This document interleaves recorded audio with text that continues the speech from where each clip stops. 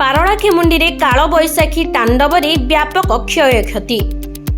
ଗଜପତି ଜିଲ୍ଲା ସଦର ମହକୁମା ପାରଳାଖେମୁଣ୍ଡି ସହର ଓ ଏହାର ଆଖପାଖ ଅଞ୍ଚଳରେ କାଳବୈଶାଖୀ ବର୍ଷା ପବନ ହୋଇଥିଲା, ଯାହାର ପ୍ରଭାବରେ ସହରର ବିଭିନ୍ନ ସ୍ଥାନରେ ଗଛ, ବିଦ୍ୟୁତ ଖୁଣ୍ଟ ପଡ଼ିଯାଇଥିବାର ଦେଖିବାକୁ ମିଳିଥିଲା, ଯାହା ଫଳରେ କି ବିଦ୍ୟୁତ ସରବରାହ ବନ୍ଦ ରହିଥିବା ବେଳେ ରାସ୍ତା ଉପରେ ଗଛ ପଡ଼ିବା ଯୋଗୁଁ ଯାତାୟାତରେ ବାଧାପ୍ରାପ୍ତ ହୋଇଥିଲା।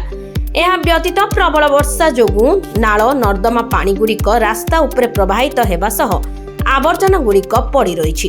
ସହରର ଆଖପାଖ ଅଞ୍ଚଳରେ କାଳବୈଶାଖୀ ପ୍ରଭାବରେ ବ୍ୟାପକ କ୍ଷୟକ୍ଷତି ହୋଇଥିବାର ଜଣାପଡ଼ିଛି।